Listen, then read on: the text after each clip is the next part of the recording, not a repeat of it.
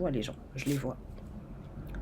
Mon troisième signe que tu ne pries pas dans ta vie, ou alors dans ta personnalité, tu peux être défaitiste, très égoïste, tu sais, dans cette vie d'optique que tu vois, la vie vers la jungle, la survie, si tu fais pas, tu auras pas, non, alors que tout vient de Dieu, en fait, tout ce qui va t'arriver, c'est le Créateur suprême qui va te le donner, ou un ange qui va envoyer, ou une fée qui va, enfin, tu vois, il a créé tout ça, ils sont en œuvre, ils font leur travail. Donc toi, t'es là comme ça, tout seul, tu veux non, c'est trop. Non, faites-vous aider, partagez vos journées, partagez vos obstacles, vos challenges, partagez vos épreuves, partagez ça, partagez. Par exemple, les chrétiens, quand ils prient, ils parlent avec leur Dieu, ils parlent, ou alors ils parlent de tout. C'est pas seulement ils demandent s'il te plaît, aide-moi à avoir assez pour nourrir toute ma famille, blablabla. C'est pas seulement ça. Mais ils parlent. Et cette relation-là, ça les réconforte, ça les soutient dans la vie, ça fait des. T'as la vie plus tranquille.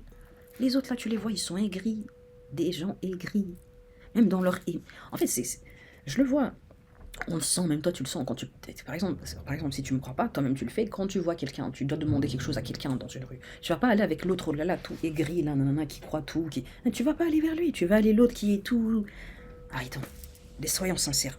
Donc, troisième point que tu ne pries pas, t'es défaitiste, t'as pas d'espoir, tu crois plus au miracle, donc tout doit être fait par toi. S'il y a une maison à construire, c'est toi qui vas faire les soubassements, c'est toi qui vas faire, je sais pas moi, le carrelage, c'est toi qui vas tout faire. Alors que c'est pas comme ça, la vie, regarde la société, le monde, c'est tout un. Tu peux pas t'isoler comme ça. C'est une vie de solitude, ça c'est des signes que tu ne pries pas, et c'est des signes qui vont. Des facteurs et des habitudes qui vont faire que tu vas t'enfoncer, être tout seul et t'isoler tout seul et jusqu'à ce que la force de l'opposition il l'emporte sur toi parce que t'es là tout seul. Les gens ils sont là, ils ont des dieux, ils ont des anges, ils ont des. Toi t'es là, t'es tout seul. How? How? How? Je t'en supplie, si tu es là, tu ne pries pas. Je veux bien, ça se peut, t'es athée, t'es tombé dans une famille ou nanana, ou c'était pas culturellement ça. Mais prie à l'univers. Je sais pas moi, prie à la terre, à mère nature, prie à. Oh là là, prie à la justice, prie à l'amour, ces choses-là existent, Dieu les a créées exprès. Comment ça t'aide? Please.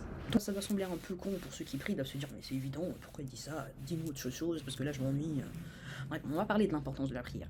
L'importance de la prière, c'est cette relation-là que tu as avec le Créateur, qui te soutient, qui te met de la lumière dans le cœur et de l'espoir. Et voilà, c'est précieux, c'est précieux. Ne mentons pas.